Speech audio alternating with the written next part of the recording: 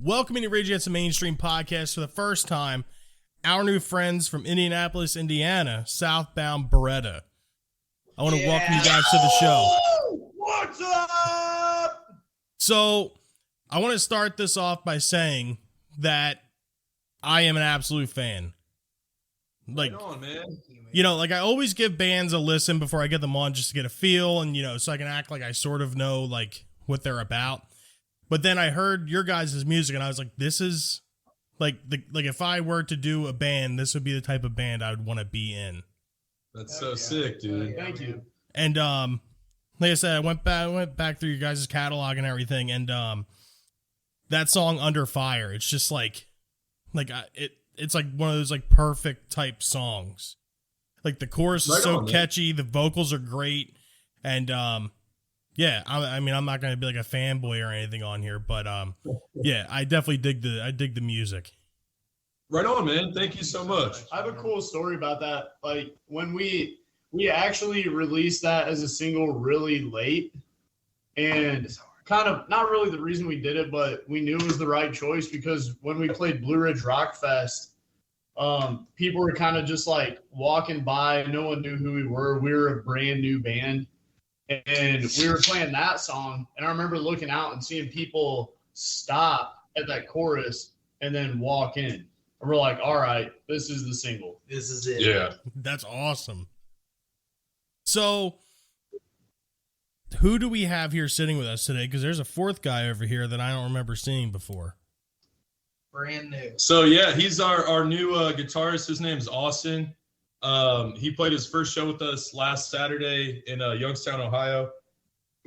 We've known him for years from the Indianapolis music scene. Killer guitarist. Just take a little, a load off my shoulders. So he's going to start soloing and shredding, and we're already writing tunes with him and everything. He's a man of few words. So, Austin, you want to say something?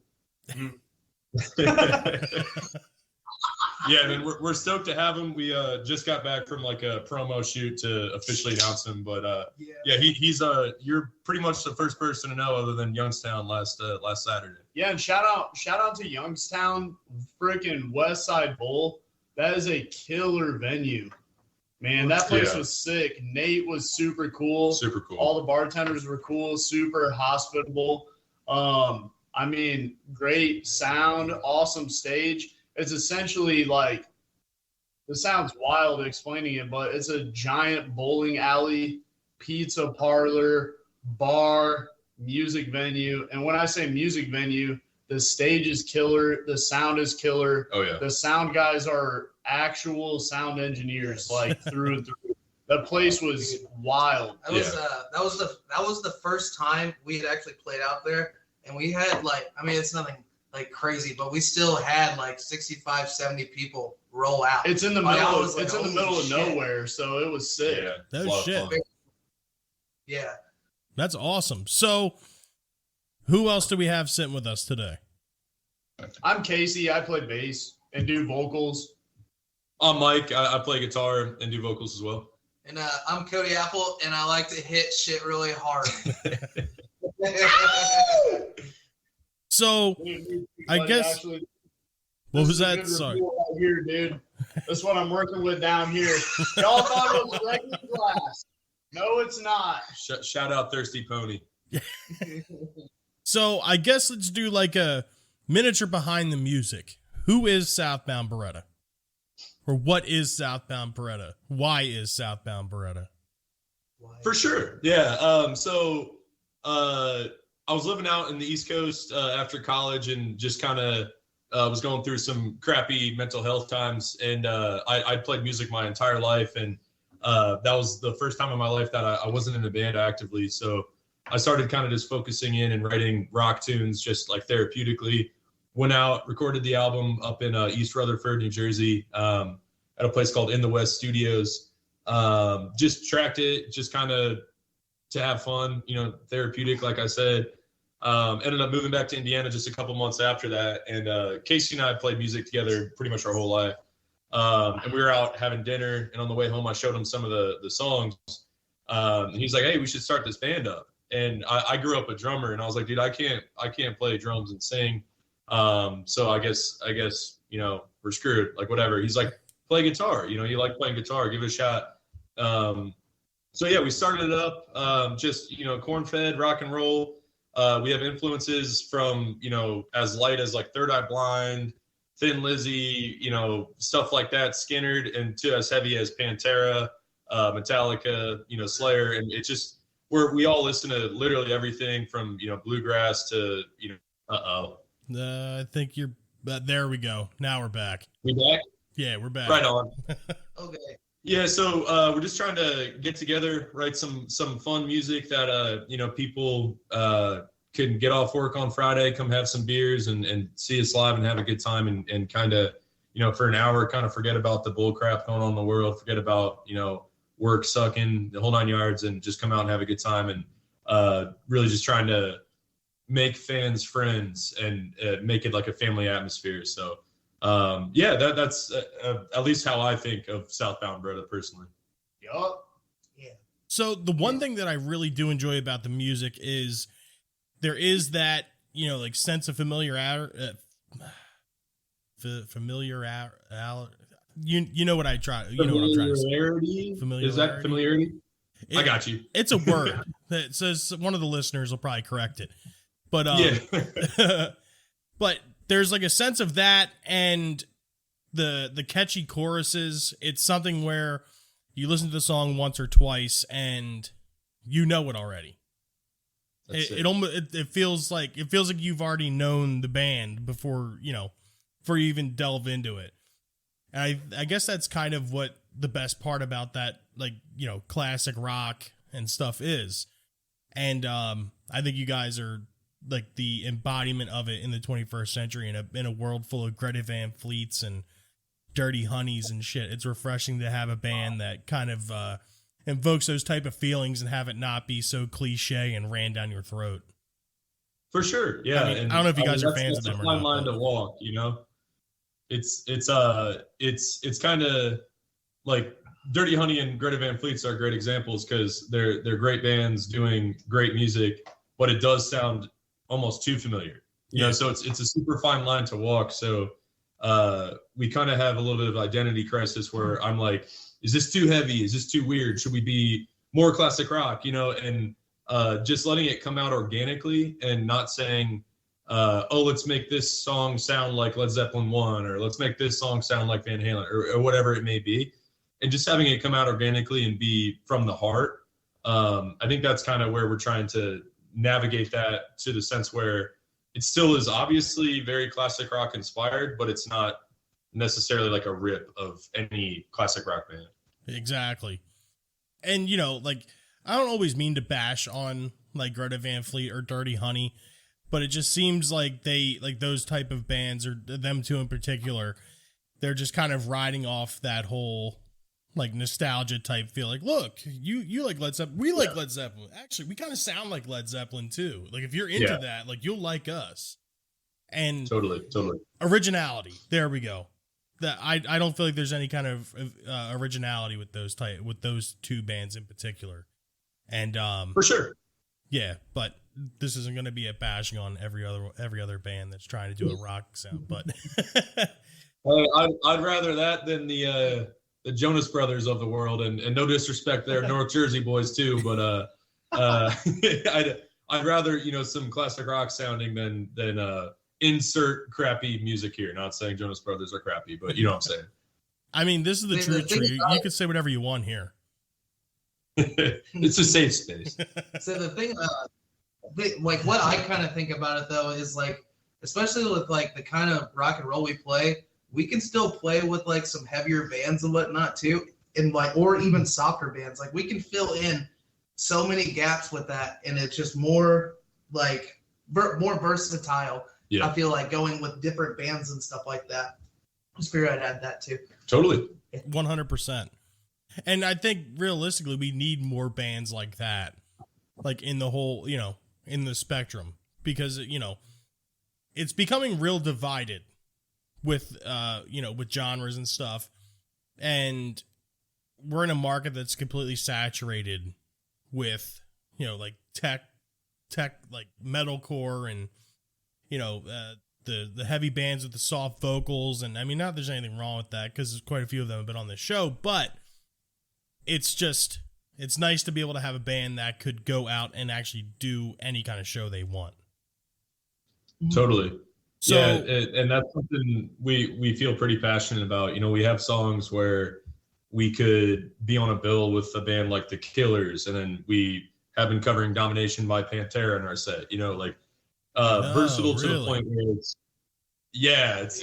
been a lot of fun, man. The past 6 months. Right? There's a clip on our Instagram right now that we do a mashup of Pantera and our song Letter from Racketeer. That's awesome. Did you know like there's a literal mashup? Did you know the 3 heaviest thing in the universe? One's a neutron star, the other one's a black hole, and the third heaviest is the breakdown and domination. The breakdown that ended the Cold War, baby. I'm honestly like, I feel like there was a lot of like hate drafted towards like, because they like made a comeback pretty well. I feel like there was a lot of like, I've seen a lot of bashing, I should say, but I'm still like honestly extremely hyped that they kept that like legacy kind of going and whatnot. Yeah, and that's the thing too. I've recently just talked about this with somebody else. People, it's ridiculous when people were bashing on everyone's involved with the new Pantera reunion. It's not them getting the band back together. It's them doing a tribute per se. Exactly. And the people that are in there, Zach Wilde and Charlie Benante, they are the closest friends of those two like ever. And if if Vinny and Dime were still around, they would be the guys that they would want to do it anyway. Totally. I thought that was a perfect fit. Like just seeing that announcement, I was like, that is like primo. Yeah. Primo. That's going to be absolutely killer when that comes around. I'm stoked, man. It's going to be unbelievable. So I guess let's get into some of the influences here. Now, I can definitely hear the Metallica. I can hear the AC/DC type like choruses and stuff like that. Let's dive a little bit deeper. What is everyone's influences? Well, first off, like before we say our influences, we keep getting called the modern day Motorhead, and then someone also called us Clutch without the meth, and that was kind of funny. And we actually played with Clutch one time, and this is actually a funny story. Like when we were at Blue Ridge, our like stage tech Wasey, he and I like got up super early and we go and hit breakfast, and none other than Clutch is sitting there, and they're like, "What do you guys sound like?" We're like a brand new band, and I was like, "Dude, we sound like Clutch," and they thought it was like the funniest thing. But Austin, what's some of your influences? You can think on it. Mine, I don't know what shirt. I got Alkaline Trio. Shout out to the Midwest, dude. I'm on this big like underground 90s kick. I've been listening to Snapcase a lot. I've been listening to always Alkaline Trio. Snot. Yeah, Snot. If anyone doesn't know who Snot is, it was Limp Bizkit before Limp Bizkit, essentially. And then the singer ended up getting killed in a car wreck. So they like never really became much. I think they like played Ozfest and then he ended up passing away. I don't know. Some just kind of more broader influences that kind of sound like us. I love Motorhead. I couldn't tell by the Rick. Heck yeah. Man. Oh yeah, dude. Yeah. Absolutely. Got to have that Rick, man. That goes along with us being a 3-piece for a long time. I had to make the bass sound more like a guitar, and I had to use a lot of pedals just to fill out that sound. So, I mean, you can't really do that with anything except for the Rickenbacker. So, Yeah, man. But yeah. You want to talk your influences? Sure. So it kind of like varies a lot, but I will say just bands that I've listened to for like the longest would definitely be like System of a Down, Red Hot Chili Peppers, Black Stone Cherry, and yeah, that's it for now. But that's like the three I could like really name that I've like listened to like through and through like forever. But drummer wise, I want to say Connor Dennis from Beartooth, and then John Fred Young from Blackstone Cherry. I don't know if you've ever watched those guys before. Those two are freaking animals behind a kit, dude. Yeah. And then shit. I can't remember the drummer's name, but from System of a Down, dude. That guy was killer. Oh, John something, yeah. But also the Rev from Avenged Sevenfold, man. Rest in peace, baby. The Rev was for sure. And see, I remember there was like a definitive line, like where it was, well, back when I was in high school, it was just like, the Avenged Sevenfold thing, like, really wasn't cool. Like, by the time they came out, it's like when they had the whole, like, crabcore thing. So it was like, if you didn't listen to that shit, like, you sucked. And I remember being ashamed to like Avenged Sevenfold.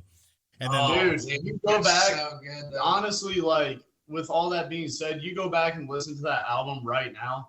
That is a killer album. Yeah. You're like, what the heck? Like, that should not have came out until like 10 years later. Oh yeah. It's so Waking the Fallen. Yeah. Yeah, Waking the Fallen was sick. City of Evil was great too. City of Evil. That was you guys broke up again or frozen again.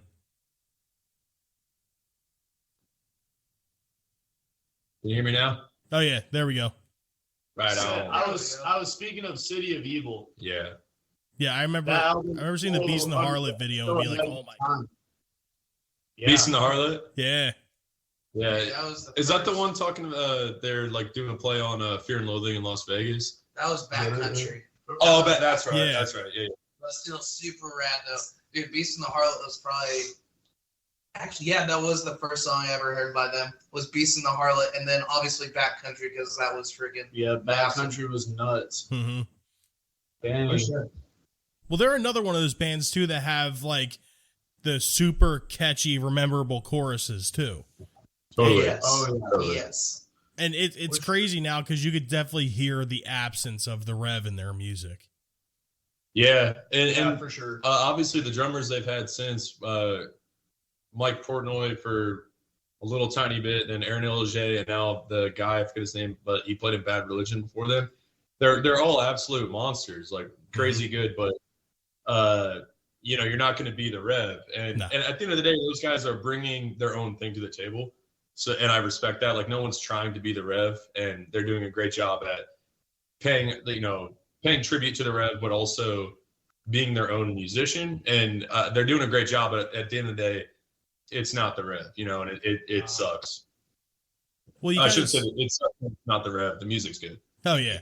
Well, you kind of see the same thing going on now with like with Lamb of God after their drummer Chris Adler left, like Art Cruz, formerly of God damn it, they were just on the Winds of Plague or Winds of Plague. There we go. Yeah, he was an incredible drummer, and like I've had the privilege to see him live twice with him, and he's incredible. And he's nuts. Oh, yeah, dude. We're seeing them on Monday for Casey's birthday. Dude, nice. Dude, that guy looked higher than some fucking giraffe pussy when I saw him live. It was freaking insane. The guy was a mad drummer, though, I swear. Wait a second. Higher than giraffe's pussy? Fuck yeah, but it's pretty up there. That's scorching high right there. The other one, too, is Jay Weinberg, now it's Slipknot. Oh, yeah. Yeah, he's another we just saw absolute last animal. Weekend. Silent Bob over here. Did you like Slipknot? Yeah, we saw them at Blue Ridge last weekend. They freaking killed it, man. That's awesome. So, I guess let's get into the live aspect of you guys. Sure. I've seen you guys have been pretty active playing shows this summer. Do you have any memorable ones? Ooh, Shies was rad. Last week was cool. Yeah, Cody, you want to start? We already shouted out West Side Bowl. That was one of my favorite venues I've ever played in any band. We played Shides Diesel Rally in I guess that's Southern Indiana. So it was just a big tractor pull, freaking diesel drag, and that was sick. Not for nothing. No, I don't want it to be like any disrespect or anything, but that's like the kind of place where I think you guys would thrive. In a place like a No, that's diesel not pull. disrespect. That's a compliment. Yeah, for sure. That's what we're going for, baby. We're a party band, man. So like people that, smashing beers and stuff. That's For us, sure. man. So that place, like where they had it at, is actually down where I live at. So I actually live. So we're in Indianapolis, but I live 2 hours south. So Shide's Diesel has been a thing for like almost probably like 10 years, and they usually have like 20 to 30,000 people roll out, and it's like literally down, like it's literally the party of Southern Indiana, like guaranteed. Like people were fucking pissed drunk by like 10 o'clock in the morning, dude. Like it was insane, man. Insane. Yeah. Then we always have to shout out the Melody Inn.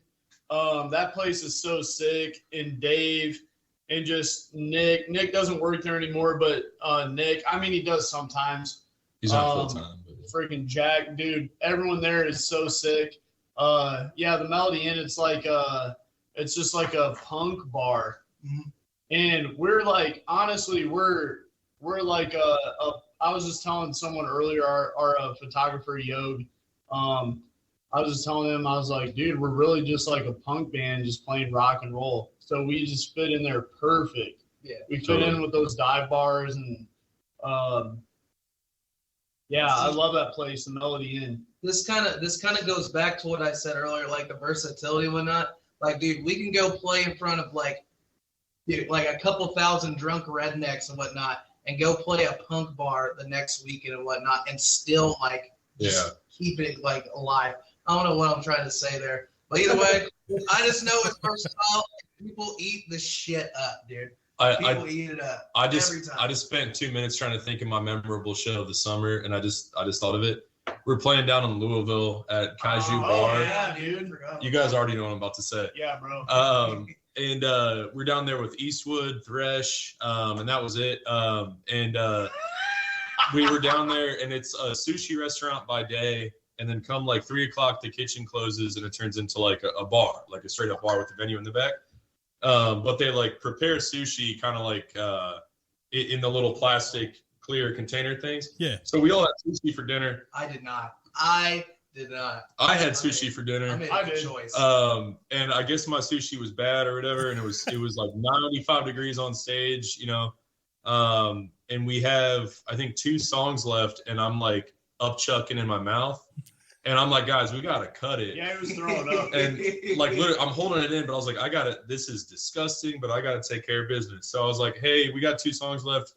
Give me a second. You know what I mean? Yeah. So I like put my guitar down and run to the bathroom. I get to the bathroom, I'm drinking in water. I'm like, okay, I don't have to get sick anymore. So I come back to the stage for our last 2 songs, and we're closing with Southbound, the song off Under Fire. And I turn around to Cody just with my back to the audience, and I'm literally like about to get sick. Trying to hold it all in together. Like it's gross, man. So I'm sitting there and I'm like, oh, this is a freaking disaster. So as soon as the last note hit, I hit my tuner pedal so it didn't make noise, and I run outside, and I was getting sick like nothing else for like 10 minutes. It was the worst. So that was my highlight of the summer right there. Then you came in and ripped it, dude. Yeah. And then also those 2 bands, shout out to Thresh. They might be the best band from Kentucky. Yeah, like they're nuts. freaking Extremely insane. good. And I love that they're a freaking 3-piece and they sound so full. Those That was guys were great. so rad. Their CD's coming out soon. Yeah. Right? Yeah. So check them out if you're So listening. Thresh, and then Eastwood. If anyone's not familiar with Eastwood, Louisville, like I think Oldham County boys. So Cole, he was jamming with Knocked Loose for a long time, and now Eastwood, that's his new band. Yeah. And they're super sick. It's like, dude, this sounds weird, but it's like country vibes meets pop punk. Okay. A really good way. It's like really good. It's rocking, dude. Yeah. Eastwood's actually one of my favorite bands, so playing with them was kind of crazy And, for me. You guys are they super put- nice too. Yeah. Nice. Yep. Cole's been. Mike and I played with Cole. Like we played with Knock Loose a lot back in the day, so we knew Cole. And then to play with his new band, and then our new band was super sick. Yeah, so definitely check out Thresh, and then check out Eastwood. Eastwood put out an album with Pure Noise. That album's super sick. So yeah, check those guys out. So you guys recently just signed with CB Entertainment.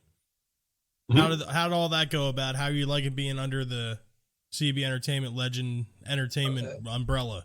Yeah, so we've known some people that had worked with Chris in the past, saw him liking posts, watching our stories and everything, and we were trying to figure out, like, are we really on this guy's radar? Like, you know, he's the real deal in the band management, realm. So we were kind of like, this is crazy, maybe he's just, throwing some sympathy likes or whatever.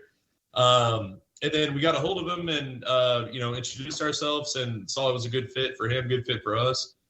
Signed on, and then since then, nothing but the highest praise. It's been awesome. We got some really cool stuff next summer that we can't say, but we got it in the works right now. It's just I think all four of us really think it's a necessary thing for us doing this full time. We could be with Chris until the day this band is done, and it'd be huge. This is something that is setting ourselves up for the next level. So it's been great ever since then. Like a week after signing on with him, he had Cody and I out to Incarceration Fest to meet him. We had beers with them, hung out, smoked cigarettes, had a good time. Saw some great bands, met some bands on the label or the management company, and it's been great, man. It's been nuts. That's awesome. I've told him plenty of times before, I don't know how he gets what his criteria is for signing artists, but I have not talked to a single one that I thought was a prick, like, ever, this entire time. Really? And basically awesome. This show was built off of interviewing his artists. That's sick. I love it. Very cool, man. Actually, last week I I'm had glad we Paralandra on. I'm a huge prick, man. Hey, well, it works, dude. I haven't seen it yet. I'm kidding. This guy's really bring out a fucking, I don't even know what it is. Picture, Bob. But yeah, picture. Dude, that's Thirsty Pony too. Yeah, bud. Dude, we're really shouting out Thirsty Pony tonight, baby. Sandusky, Ohio, baby. One of the best bars in the world. I didn't even know that that's what he had. Yeah. That's funny. Yeah, the one thing back to Chris though, I'm sorry to cut you off, It's all good, dude. but when we were realizing that Chris was like, he was like kind of like looking at our stuff, we kind of like realized that we needed to build like a team pretty well, and that's what I did a lot of like studying and stuff like that, like just in the music business. Did a lot of studying and stuff like that, and basically, having a manager like that knows what he's doing is pretty well the first step of what you really need and whatnot. That's kind of like and of course it's different for like other cases, like other bands and stuff like that. I'm sure some people are successful doing it all themselves and stuff like that, but we just felt like we needed somebody to help us actually get us there to that next level. Somebody that's actually done it and is like in basically with the industry and stuff. So hopefully that's gonna go like hopefully it's gonna be big. Cool. The cool thing with Chris is like he's done it already. Mm-hmm. And like yes, we've also done it, but Chris did it at a very high level. Like Metal Blade and all that stuff. Rex Brown. Yep. He's done it, and then also just like so we come into contact all the time with people who have done it, and we're just like, all right, I don't really vibe with that guy, but we vibe with Chris because super personable and then super professional at the same time. Yeah. He's very easy to talk to. His communication skills are great. So, he's just a solid guy. Dude, I'm surprised that guy doesn't have a podcast. That dude. I think he's starting one. I think he just started one. I think he's on like episode 2 or something now. Actually, in the next couple of weeks, I'm going to have him back on this show again. That's Awesome. amazing. Heck yeah, man. So actually, it's a funny story. So William Duvall from Alice in Chains was playing in Philadelphia. And this is the very beginning of the show. Like, this was like super ambitious. And I was like, I'm going to get William Duvall on my show. Like, we're going to blow up. This is going to be huge. So I spent a week trying to find who to contact. So I finally got in touch with his management company. And then I talked to Jamie over there. And she's like, I can give you William Duvall. That's not a problem. She's like, but I need you to interview this other guy first. He just wrote a book. And, he wants to get it out there. I was like, okay, yeah, no problem. Send him my information or whatever. And it was Chris. And then me and him talked for, it was like, I think that episode was like 2.5 hours or something. It was like ridiculous. And at the very end, he's like, hey, man, I have a record label and this and that. Would you mind talking to some of my artists? And I was like, yeah, sure. And that was back in 2019. And here we are 3 years later. And pretty much everyone that comes through his roster, it's almost like the rite of passage for CB Entertainment. Yeah. Very cool, dude. That's so sick, dude. Yeah, man, I'm very thankful for getting in touch with him. He's introduced me to some really good people, and I've interviewed a lot of really good artists that are on his label, and now I've had the opportunity to talk to you guys. For sure, man. Yeah. Hell yeah. I think you guys might be my new favorite. You guys might have knocked Paul Bartholomew off. Yes! Mine's empty already, but Go get yourself another one. cheers, Bill. Dude, speaking of Paul Bartholomew, man, Paul. we saw him at Incarceration, We got you, Paul. and he is an absolute monster, man. Oh He yeah, is so freaking good. Yeah. I remember he sent me that. Actually, he did send me this last album before it came out, but then the one before it, Screaming Through the Radio, he sent me that like months before it came out. And like, I was like, dude, I really want to show people this. Like, I remember hearing that. And of course, this is all right before COVID. And I was like, dude, when this hits America, you're going to be like the biggest fucking thing ever. I'm sorry. That is good. I didn't catch who that was. Who did you say? Paul. We met him. Oh, yeah. Dude, those guys were super The nice. bloke from UK. Yeah, dude, yeah. Dude, what was that song, man? Time Bomb. Time Yeah. Bomb. When I was like, we were literally standing there with Chris, dude, and as soon as they started playing that song, I was like, God damn. I was like, this guy, I was like, that dude, I was like, me looking at the I was like, that dude's fucking got it. Yeah. Like, that dude's got it. We were hanging with them 100%. backstage and everything. And just super nice dudes. I think his brother's playing drums or something Yeah. like that. Dude, I talked to him for a hot minute. Really nice guys. We were hanging with them, kind of shooting the shit. They absolutely killed it, dude. And seeing him on their American debut at Incarceration and sick. strutting their stuff on stage like they were, like they definitely got something going for them. Oh, For yeah. sure. Like I said, that song Time Bomb had come out right as COVID was happening. And obviously it was right before anyone knew it was going to shut everything down. And I remember hearing it, and I'm like, dude, this is it. This is your year. And he's like, you really think so? I'm like, yeah, dude. Like, when you come to America, get ready, because you're going to be in like enormous. And then the world shut down. Yeah. Yeah. That That's was crazy. The biggest man. kick in He's the killing nuts. Just a stride of bad luck, I guess. it. Yeah. Fuck.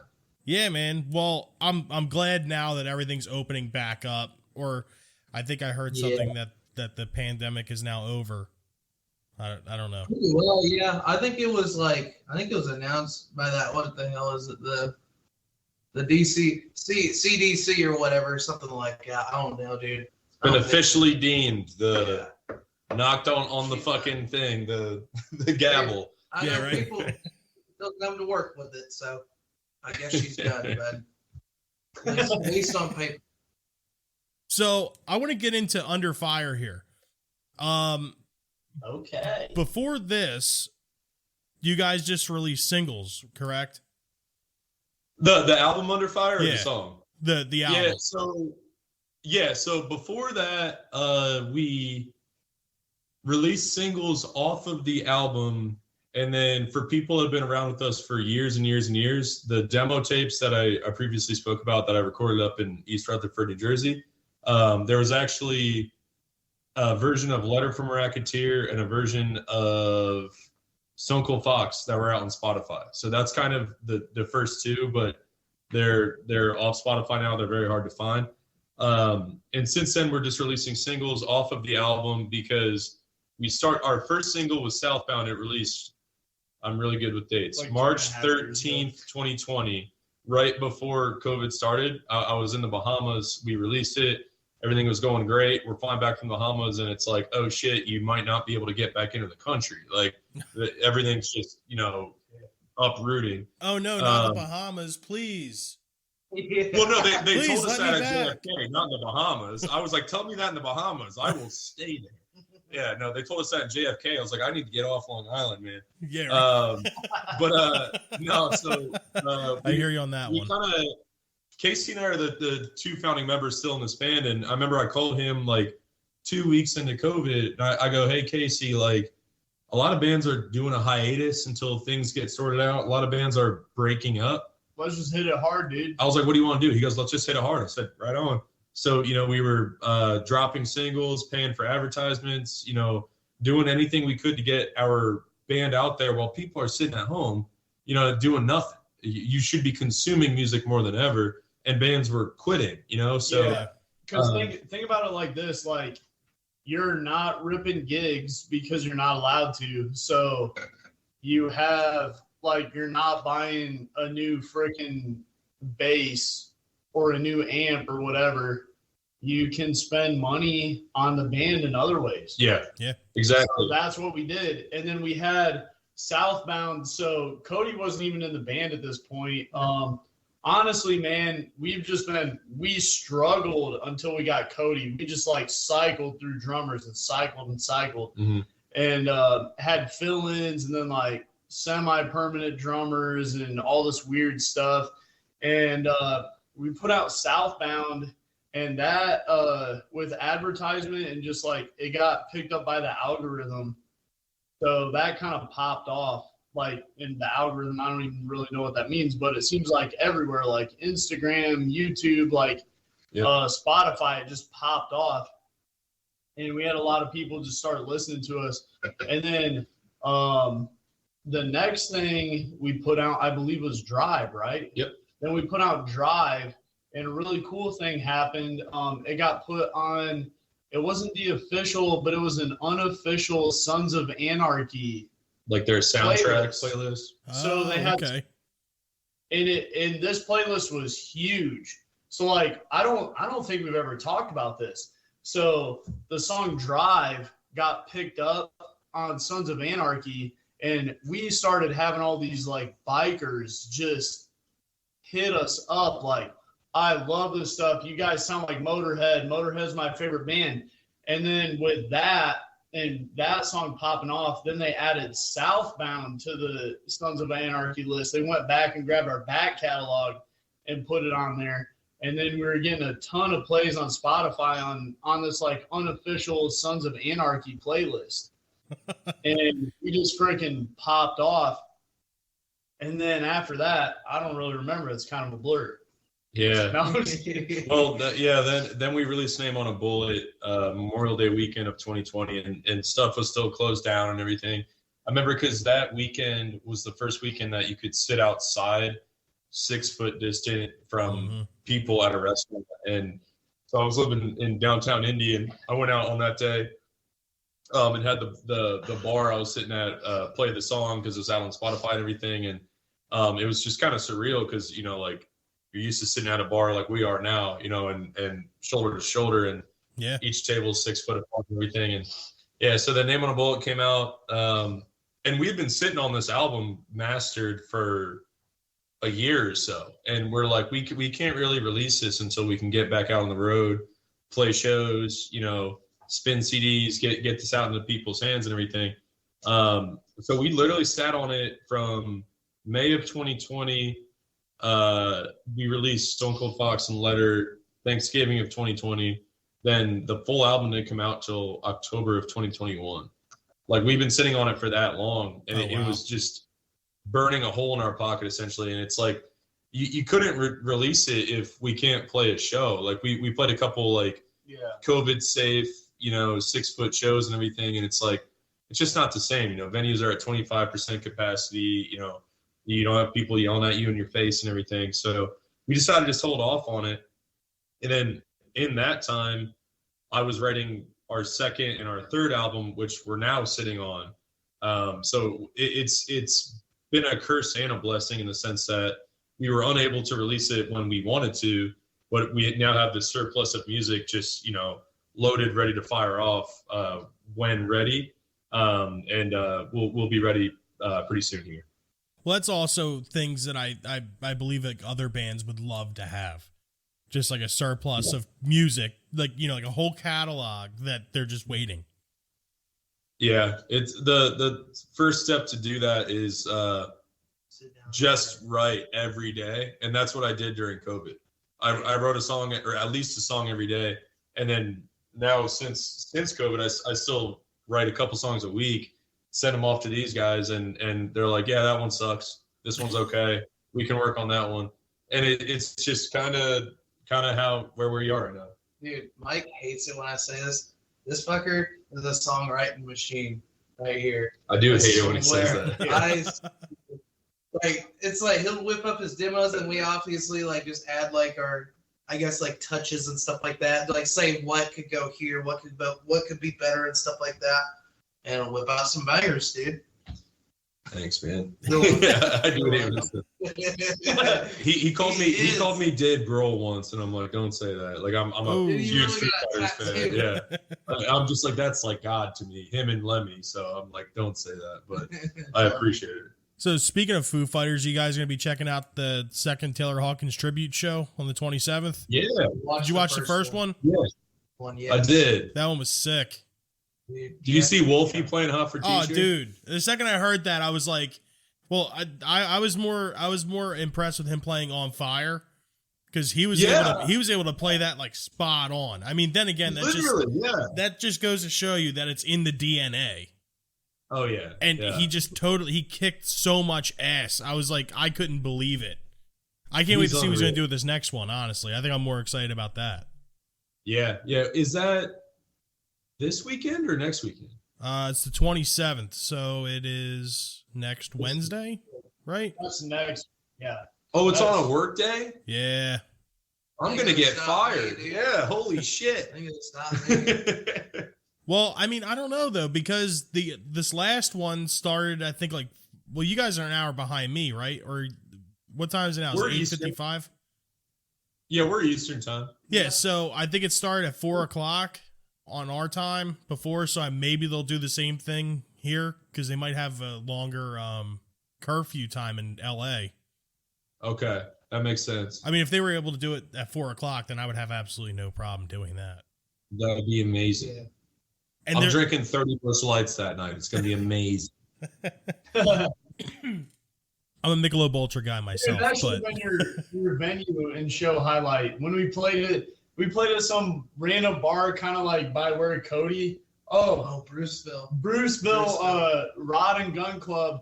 And Mike like walks up and he's like standing at the bar and he's like, what do you have on draft? And they're like this, and Busch Light. And he's like, oh yeah, that his face literally lit up.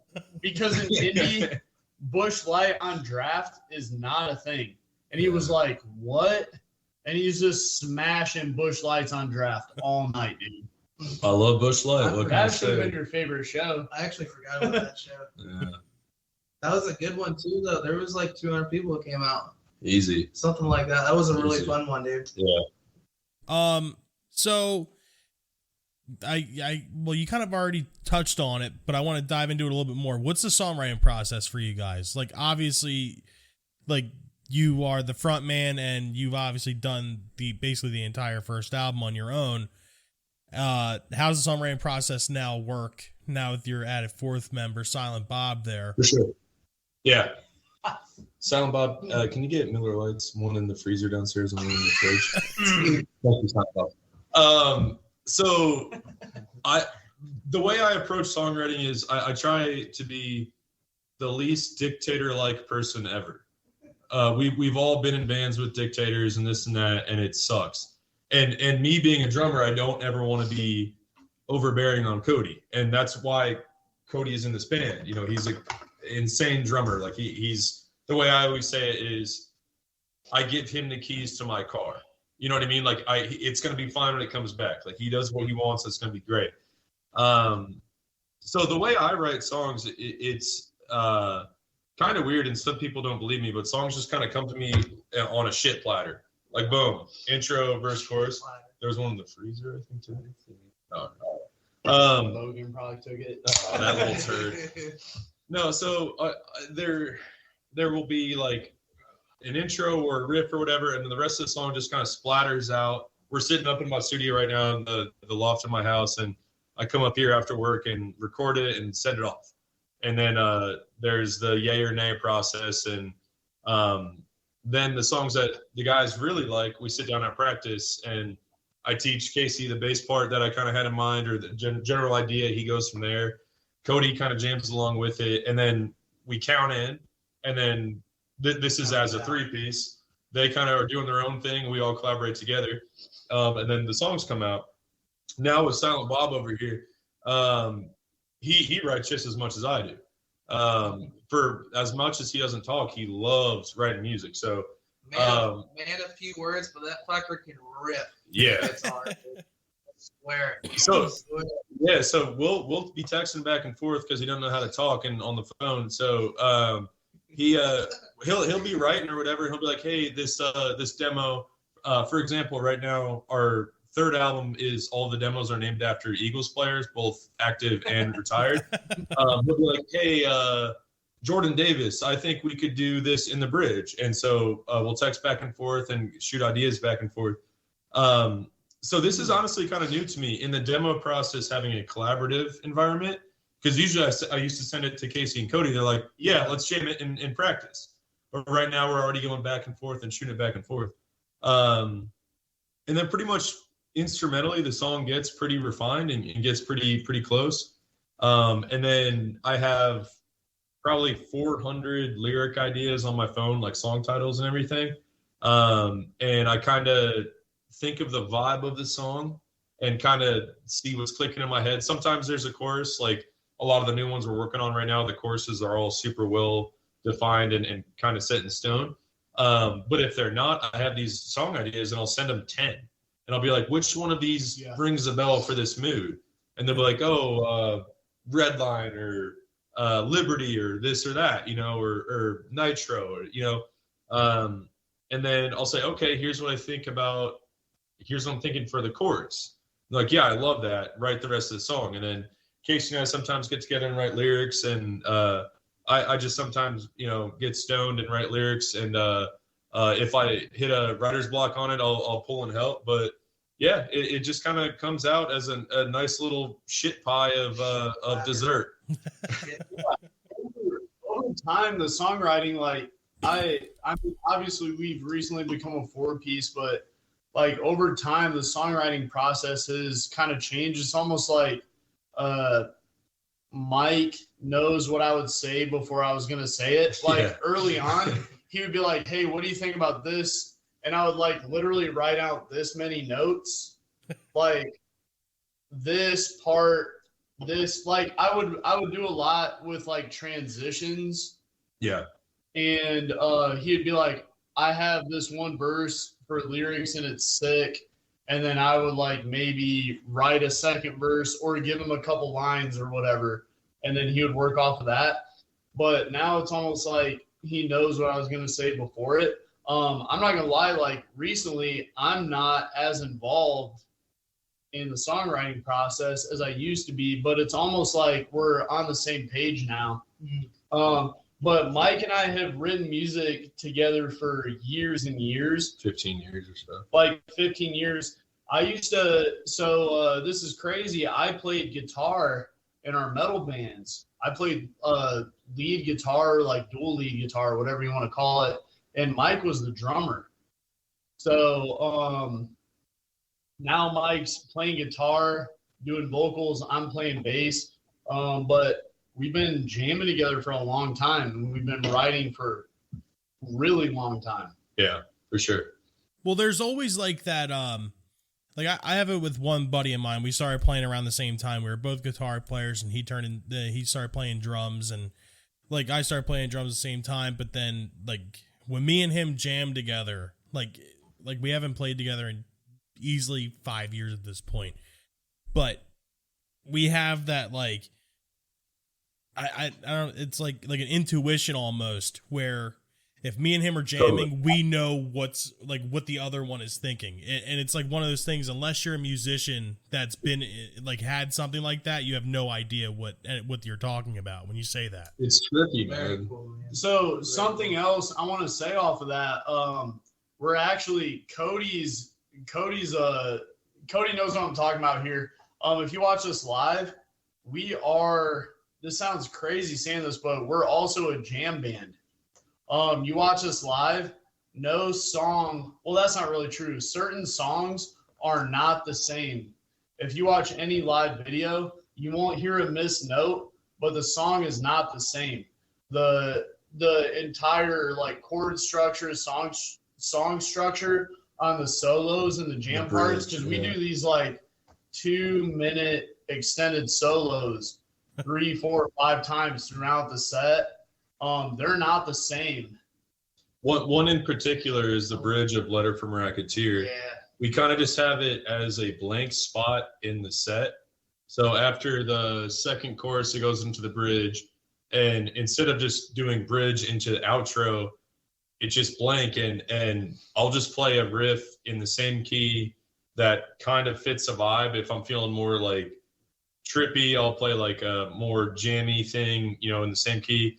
If I'm feeling heavy and angry, which I usually am because that song's kind of, more pissed off, I'll play like a thrashy thing and then start soloing.